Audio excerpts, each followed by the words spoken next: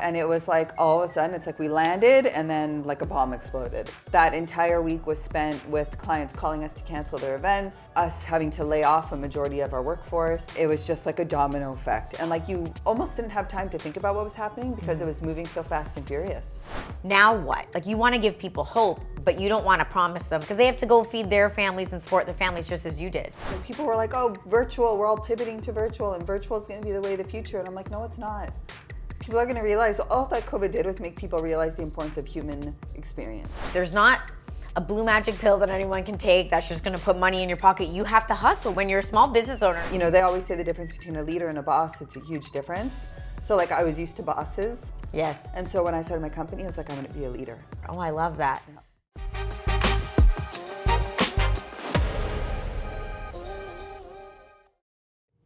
Hi everyone, welcome back to The Laura Show. I have to say, when I started this podcast about 2 years now, I was super excited to have incredible conversations with the women either in my network or, you know, reaching out to some cool people and hearing their stories.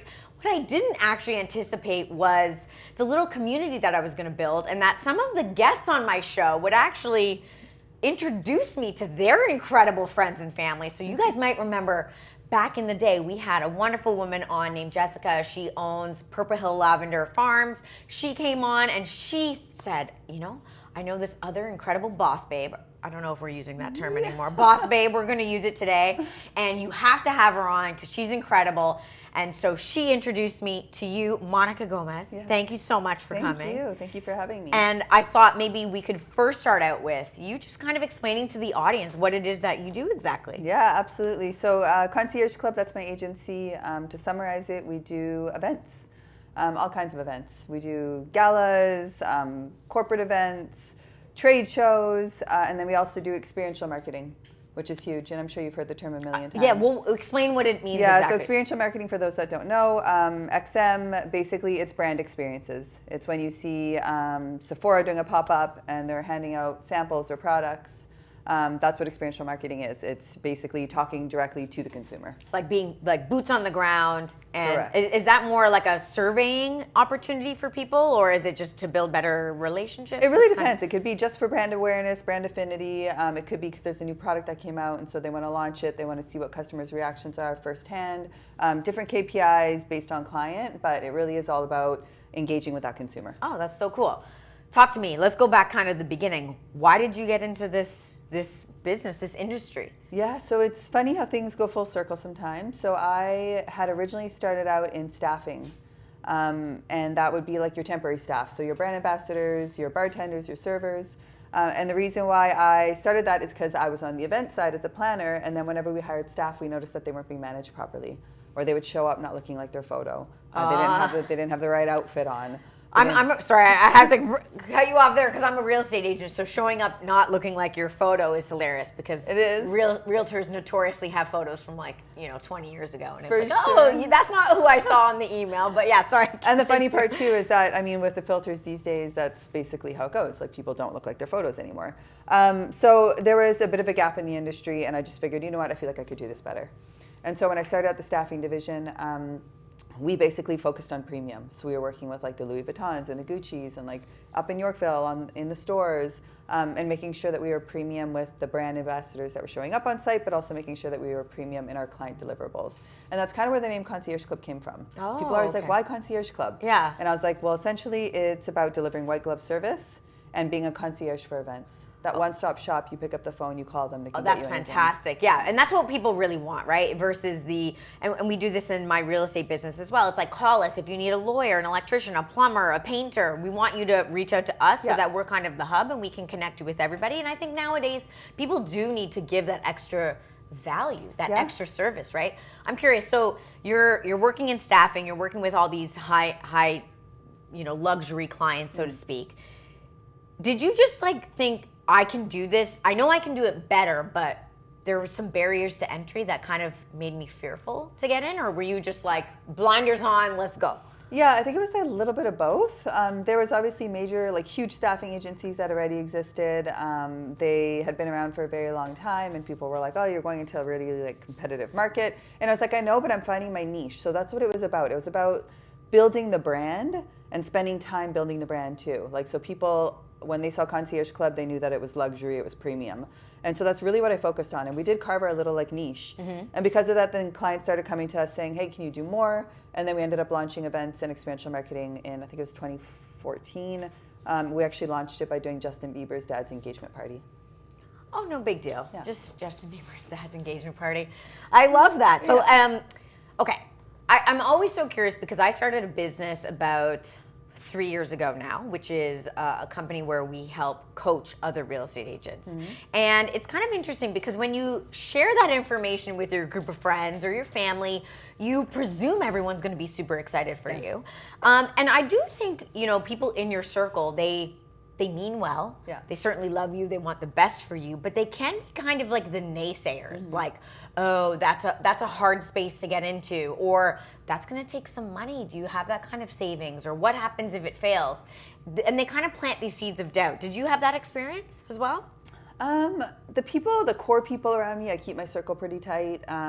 They were all very supportive of me. Acquaintances and people that were in that broader circle, you would hear a lot of like, oh, you're going up against the big boys. Especially when I decided to get into events and XM, it was like, you're going up against the big boys, like the guys that have like the 100 million plus companies. And they're doing experiential marketing, they have deep pockets. And I knew that, but I figured when we started doing events in XM, I would continue with the same messaging that I had in staffing, and it resonated really well, especially with the beauty industry. Oh, okay. And what was the staffing message? So it was just us being a very premium provider. Oh, okay. That was it, right? But premium that's hard. luxury. Premium to get into, because, you know, for realtors, a lot of us get into this industry. I mean, for me, for example, I watched like every season of $1 Million Listing, no matter what city they were in. And I was like, this is amazing. Of course, you see the commission on the bottom of the screen. You think this is amazing. I get to like look good, dress great, drive fancy cars. What a life. Yeah. And then you get into it, and it's not as easy to like break into that luxury market as most people think. How did you kind of navigate that? I'm curious. A lot of chance, I guess. A lot of determination.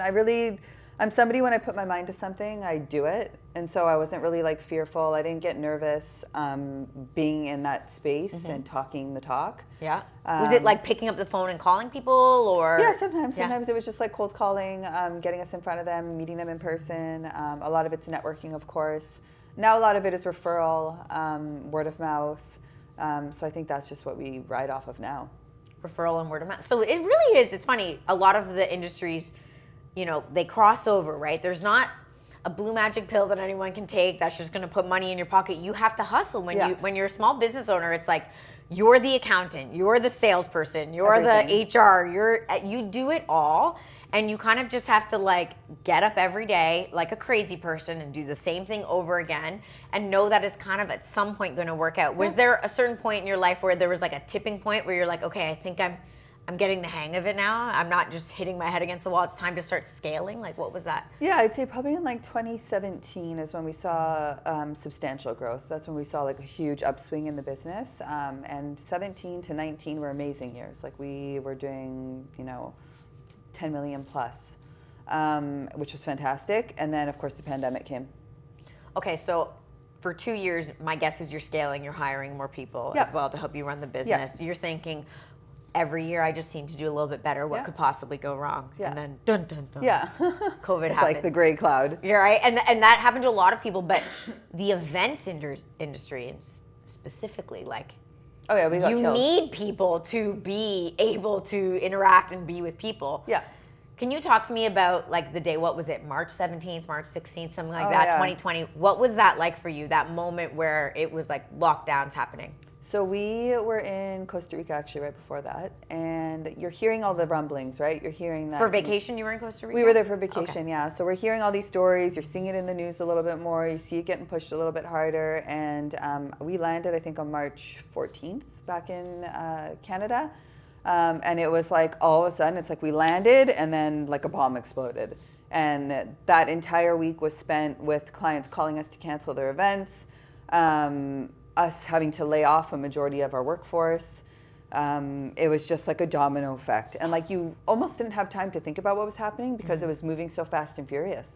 And then all of a sudden it was just silent. And then you had nothing to do. I'm curious, some people kind of waited to make layoffs. They weren't sure. We just got to get through 2 weeks. But I guess for you guys and what you were doing, you probably had to give everyone's deposits back for their events and things like that. Yeah, so you were like, well, I can't even pay for the staff because I don't have any events coming in. Was that kind of what was happening? Or? Yeah, that was definitely a portion of it. A lot of the clients were also reasonable though, and understanding that what was happening. So if any work was already done, they didn't make us return the money because the work was already done. Okay. Well, that's nice. But it was more just like a yo-yo. Like it was like a ping pong for 3 years of, yes, we can do events. No, we can't do events. Yes, we can do events. So it was really exhausting, to be honest, like having to follow all the rules. Yeah. Oh, every day it seemed to change. Yeah. And it was now you're allowed to do this, but it has to be done under these parameters. And then the week later it was closing down. What I found the hardest part about it was, and we had some staff and we actually kept everybody that was, real estate agents, we were an essential service. Yes. So we could technically still go into the office and people were still transacting real estate. I didn't think that would be the case because that first kind of month was crickets. And then all of a sudden the boom kind of happened for real estate at that time. So we kind of got lucky in all of that. But I imagine people don't understand when you hire people and you bring them on, they become part of your family, yes. particularly when you're a smaller yes. sized company. How many staff did you have when you kind of went into? I think we were probably about 22. 22. Yeah. So they're like, you're literally, everything about them. When they've had babies, they've gotten married, they have these monumental moments in their lives that you're very much a part of. Plus the time and effort it takes to train somebody. Yes.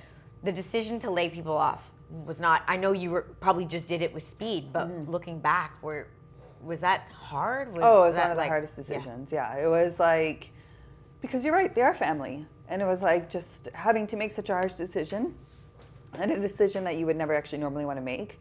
And then there was a lot of tears. A lot of tears. And now you're a therapist, right? Basically. Kind of dealing with this on the phone, which you're probably also not equipped to do. And even like now what? Like you want to give people hope, but you don't want to promise them like, hey, your gig's going to, give it a month and then we'll hire you back. Because they have to go feed their families and support their families just as you did. Okay, so you're laying off people who are being a quasi-therapist. Did you ever at that point kind of doubt yourself, doubt the business that you were in? Like, were you thinking maybe this is where I draw the line and I kind of fold in the towel as well? Yeah, it was probably a thought for like a second, but I'm not a quitter. So I was like, I've put everything into this. I have 2 kids, like this is their livelihood. So quitting wasn't really an option for me. For me, it was just more, okay, what's next? Right. You're looking at the future. Were you always like that? Kind of as a kid? Like, is always that writing like that, on the wall? yeah. And I was like, I'm not going to sit here and just wait for the government to tell us that we can go do something. So I think it was in September or October of 2020. We were just sitting around in the office and like just quite frankly bored. And we were like, hey, because there's no events happening. Yeah, we were like, what are we going to do? We're just sitting around, like we're doing little things here and there, but we were like, we want to do something. And then somebody that was working with me at the time, she just said, hey, why don't we do a drive-through? And I was like, drive-through? Interesting. She's like, yeah, holiday drive-through. COVID safe. And I was like, interesting. And then from there, it was like, when you put your mind to something and you want to do it, and then all of a sudden all the answers just come. That's exactly what happened. And all of a sudden, like randomly, Pearson Airport had their parking garages sitting empty.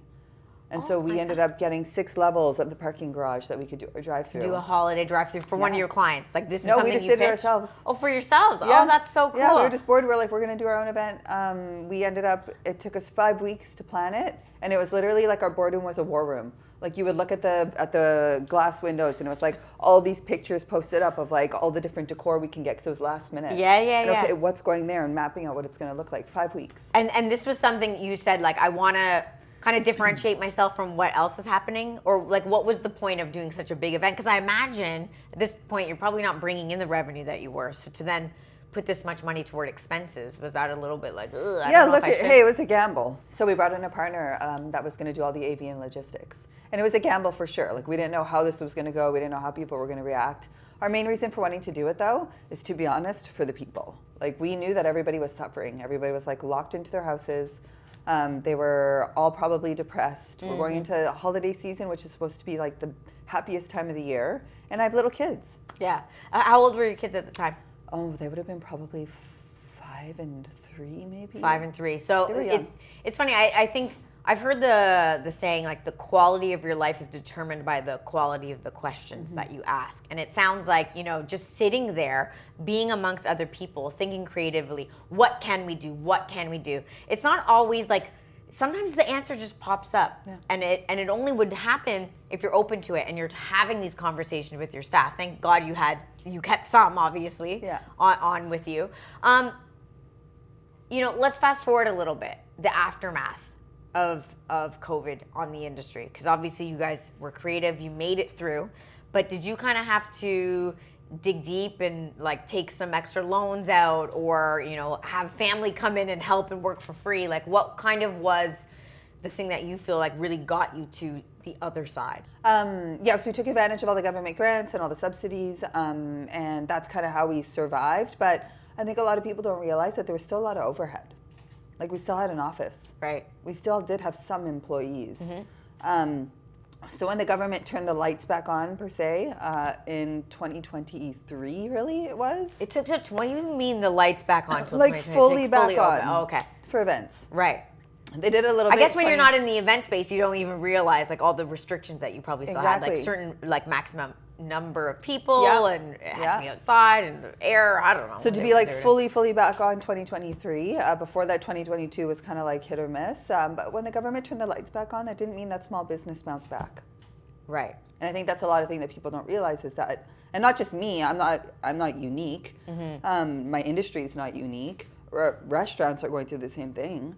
But basically you deal with all the debt that accumulated over COVID, and then now we're trying to get it back, like we're trying to pay it down. And it's funny, I just heard on the news the other day that finally traffic levels in Toronto are back to pre-COVID. So it's mid 2024. It's taken that long for people just to be going back into the office, for example. And I think a lot of people don't understand, like when people, yes, there were layoffs. It was horrible for everybody. But when you get your job back, you're carrying on with your life. But for a lot of people who are like, I'm responsible for the livelihood of the staff, my partner, my own life, and I have these debts. I can't just get out of my lease whenever I want or whatever it is.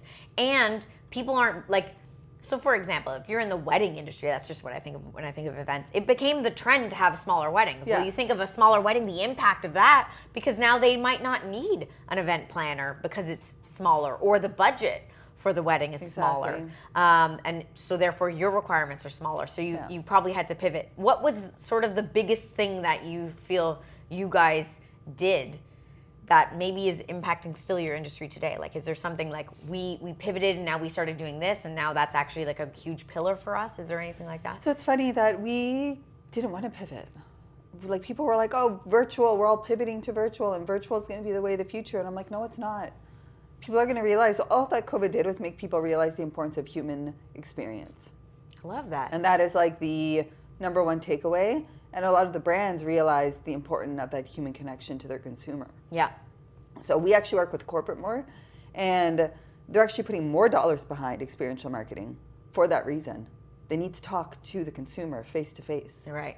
And you're right. A lot of people had to do what they needed to get through. So certain restaurants, like if you had to make a kit that people were going to buy and bring home, like I completely respect that. But there is something to like Zoom fatigue. You know what I mean? Like people are like, I can't do this anymore, right? I got to get back. Now, you guys moved to Costa Rica, right? Was that during kind of pandemic times? Yeah, that was in December of 2020. So can you talk to me a little bit about that decision because you're in an event company, you have staff, why, and then you picked up and went away. What was kind of the thought process? Yeah, honestly, I did it for my kids. So I just wanted them to live a normal life. I didn't want them to deal with the restrictions, all the ups and downs, and just be children. Yeah. And are you still living out there? So we were living there for 3 years, and we just made the decision to come back to Toronto. That's such an incredible experience for everybody. Yeah. Why the decision to come back? To scale the business. Okay. I know we talked a little bit about this offline, that you've scaled now into the States. Yeah. That is such a ballsy move. Like, I love it. Yeah. Why now? I actually wanted to do it before the pandemic. And then obviously because of the pandemic, that couldn't happen. So why not now? Why not now? Is it a different, we often in Canada, like, we feel like, oh, it's different in the States and they're not like us. And is that kind of an excuse people you think tell themselves because they don't want to like put themselves in that awkward, fearful position where they might fail? So they kind of like blame things, like, or do you actually notice some differences? I mean, maybe the consumer messaging is a little bit different, but it's not really that different. Big difference is that they spend more money. Budgets are a lot bigger in the U.S., so that's a big difference. That's great. Bigger population. Yeah. But for us, what we do, it's just pretty plug and play. Where in the States have you decided to start? So hubs that we're active in right now are Miami and New York are really the two big ones. Texas. Okay. One. Do you have offices there, or is everything run from here? So we have a physical office in Dallas, Texas. Okay. Obviously, you've hired someone on to manage that office or oversee it? Or? No, not yet. No. We are starting to this year, though. Okay. A lot of the focus the past 2 years has just been on, getting the company in Canada right. Yeah. And now as we look to the future, it's really focusing on the U.S. business. Okay, so you're kind of setting your foundation. This was almost like a little test for you, right? To make sure, like, proof of concept if it works here. I find it hard to delegate personally as a business owner. I've always liked doing things myself. In fact, I've always been the person that people delegated to. So to be on the flip side, to like let go. Do you have that same experience? Yes. Yeah.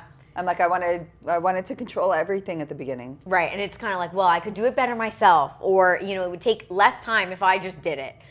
How do you get over that? Because the only way to scale is at some point you got to like loosen the reins a little bit and give other people the chance to run an office and mess up and do things their way, right? Yeah, and that was a hard part of it, was letting go. I'm still learning. I'm still having difficulties in like certain areas letting go, but it's a necessity. If I want to scale the business, I have to multiply my role, and I can only do that by releasing the reins on some of those roles. Yeah, otherwise, everyone only has the same 24 hours in a day. And certainly you can sleep less. That's one way you can do it. But at some point that's going to hit you hard as well. And I imagine that you want to be present in your children's lives and live, I don't want to say balance because that makes it sound like it's even, but certainly like do more than just work, right? How do you kind of navigate it all? Because a lot of people, they think, well, I'm busy. I'm too busy as it is, let alone starting a company or think about scaling into the States. So do you have kind of a hack on how you manage your time? Not really a hack. I'm just highly efficient. Oh, like, okay. I think I can just get through things really fast. Okay. So is it like checklists, or just you're just doing? Yeah, I definitely have checklists, but I can juggle like multiple things at the same time. Okay. I move really fast, and sometimes the team has to tell me to slow down. Yeah. Which is understandable because not everybody moves at my speed, and I don't expect them to. Yeah. But I go at my speed and I go fast. Okay, so it's kind of in your DNA. Yes. Okay, what would you say, this is interesting because now I'm trying to think of the person who's watching this, like, I don't know if it's in my DNA. Do you think a lot of the skills of entrepreneurship can be learned, or do you think you need it inside of you? I think there has to be something inside of you. I think there has to be a level of risk-taking that you have to take, and not willing to give up. I feel like these are like things that you maybe are born with, or you learn through life's trials and tribulations. There's definitely things that you can't learn. But then there's a whole other thing where you're always learning as an entrepreneur. Reading books, going to courses, taking seminars, like you're constantly learning. And you do a lot of those things yourself? Yeah, I've actually just recently started more. I used to be somebody that didn't really read books. Okay. And then I went to this business summit, and things just changed for me. And so when you say reading books, is it more like business books, personal development books, or is it like, I like fiction just to like clear my head? Business and personal development. Okay. Yeah. I'm reading right now Beyond Positive Thinking. Okay. There's so many good books out there. So many good books. I used to not be a reader. I hated reading for school. Same. It was like, and I was in science, and it just took all the fun out of reading. Yeah. And now, in the last, I'd say, decade, I really got back into it. And currently I'm stuck on the success principles. Like, I've read it before, but when you have a book that you feel like has a lot of answers for you, and it's not to say it's going to be what, the answers for everybody, but you kind of got to find like almost like, I call it my Bible, and I don't mean to be, use the term lightly. Certainly don't want to offend anybody, but it's like, I just feel like when I'm going through something as an entrepreneur, I can turn to my book that works for me to find like the answers. So you kind of got to go through a bunch. You do, right? and I have a whole bunch of books right now. My husband's like, "What's going on with you?" Oh, I went from reading none to all of a sudden I have like a stack. Yeah, and you implement little things. If you only get one thing from the book, that's something that you can do, right? Whether it's how to deal with your staff, how to deal with hiring, how to be more efficient or effective in decision making. Like there's a lot of people who've hit their head against the wall. You don't need to do it as many times as they have. You still will, but you certainly don't need to do it to the same extent.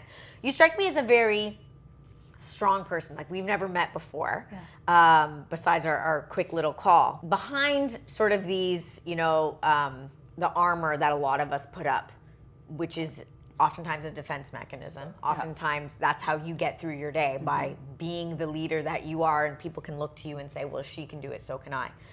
But at some point, I imagine that you've struggled with some type of, I'm at rock bottom here. I don't know if I can find my way out. And whether it be business or personal, I'm doubting myself, or I don't know if I have the skills. Is there any kind of moment that you can maybe share that comes to mind? Or maybe maybe you truly don't have those moments, but I imagine most people do at some point. Oh no, I have them for sure. COVID was a huge one of those moments, for so many different reasons. I think everyone went through close to rock bottom during COVID. So that was one of them. Even right now, like I wouldn't say it's a rock bottom, but it's definitely one of those pivotal moments in my life that's been really, really challenging. Maybe that's why I'm reading more books. I don't know. Trying to find your way out. Can I ask, and the point of the show is to pry a little bit, so excuse me for prying, but like rock bottom for me is like, I don't feel motivated to get up and do the things that usually make me happy, right? Like I have a great morning routine that always makes me happy. I know when I don't want to do that something's going on, or a little more emotional, like things get to me that didn't used to, like a mean comment online that normally I'm like, whatever. Like it just takes one little thing that kind of can derail you. And what I do is I have just a few people that I turn to that I know have my best interest start, and we talked about the importance of having like that group around you that can kind of give you some perspective and say, but think about where you were a year ago, and we're gonna get through this, and positive mindset, because it's hard to do it for yourself. Do you kind of have I keep saying hack, but like something that you turn to, books in this regard, but is there something else as well that you kind of are like, hey, when I'm feeling this way, I turn to this to get me through it? Meditation, a lot. Oh, okay. Yeah, meditation and visualization. Have you always been a meditator? For probably the last 5 years. Okay, so it wasn't like, I was born meditating. No. Yeah. Like the last 5 years probably. So COVID kind of had you adopt that? Yeah, I think so, yeah. And then it just stuck, and it's my go-to every night. Every night I meditate. COVID was the same thing for me. COVID, I was so miserable during COVID. I'm such a social person, and I have kind of like anxiety tendencies, depressive tendencies, and I remember when we were locked down, like I was so miserable. I couldn't see the light at the end of the tunnel, and everyone's like, we're gonna get through this, and I was like, you can take your positivity and shove it up your ass, but I started meditating, and I couldn't even do that right. Like when you've never meditated and then you start, like I was like, fuck this, like this is so hard, because I'm getting more stressed by trying to meditate than I was before. Did you have the same thing when you Yeah, it was like finding the right one that worked for you, and then I found the right one that worked for me. Like I can't sit in silence. That's not good for me. Yeah. My mind's like this, and all of a sudden I start going to my task list. Yeah. So I need something that's like more guided. Yeah, I'm the same. Yeah. I like idle hands are the devil playthings. That's the saying that always resonates with me. Like when I'm not busy and doing stuff, it's like an unsafe place for me, I find. So I like guided stuff. I also now just really, even instead of doing a full meditation, I like to do like more gratitude. Yeah. Like just starting my day, like lying in bed. I'm like, okay, my husband's here. I have a roof over my head. My dog is snoring, and I love him. Day and night. You know what I mean? And it could be the smallest, simplest things, because what you're dealing with is hard. Yeah. And the weight of the world can feel on your shoulders when you're like, I don't know if I'm going to pay the bills. What are people going to say? Yeah. Judgment, does that scare you? Judgment of others? A little bit. I think it's more letting people down. Because we literally have people that rely on us. And so that's probably the most stressful thing. Is like, I've got to do this for all the people that rely on me. Yeah. And you just what? You just do it. I just do it. You just do it. Yeah. And there is something, and I hate it because it's not tactical. Like people are It's like, not well, how do tactical, you there's no- just do it? I don't feel like doing it.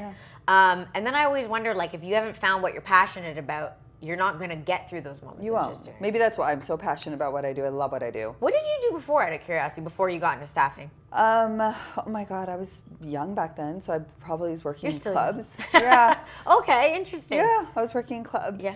Yeah. So you obviously were meeting with people. Like, were you selling or like I bartending? was like or? VIP host. Okay. Yeah. So you did always have this kind of luxury Yes. aspect to you. Yeah. Yeah. And sales, right? Yeah. You're kind of It was selling. like a little enough. bit of both. In my 20s, I had no idea what I was going to do. No clue. You kind of trial and error a little bit. Yeah, I don't even know how it ended up being. I think it's just one of those things when you're meant to do something, it'll just kind of come. And if you look at all the messages that are being thrown your way, you just follow them. And events were one that just came to me. Okay. Events. I want to talk to the people who are maybe can't afford, to hire an event company. Yeah. What are some of like the top tips that you would say? Someone's hosting a corporate event and their boss just put it on them, like, you need to do all the planning for it. We do that at my company. So Mel, shout out to you. She always does all the planning, and we're like, just plan this. What are some top tips, secrets that you would say? Start with this, like vision board, checklist. I don't know. Yeah, definitely checklist. Yeah. Always start with the checklist. Yeah. My event's on November 12th, so everything coming back from November 12th, this is what has to be done. Is there a certain timeline that you would suggest? Like, always give yourself 6 weeks? Depending on 6 what it months? is, we say minimum 2 months. 2 months. Okay. 2 months. More is better. More is better. More is better. Interesting. Because Yeah. sometimes I feel when you have more time, you take more time.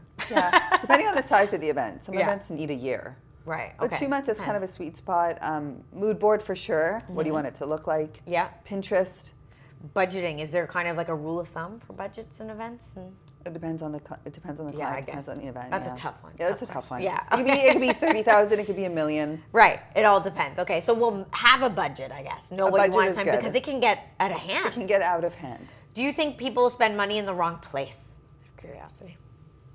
Yes, I think people can spend money. Maybe they spend too much money on a venue and less on the experience. Oh, interesting. Mm-hmm. Okay, so experience. Walk me through what tends to be the best things to create the best experience. Food is like huge. Yes, yeah. You give people bad food, they're gonna They forget will everything else. remember the bad food. They don't Yes. care about your lighting. Yeah, food is super important. Okay. And then giving them like something experiential on site, something that they can engage with. Photo ops are always a hit. Always Yeah. have one of those. Maybe some sort of activity customization station, but like definitely having those like personalized moments throughout the event are really good. Okay.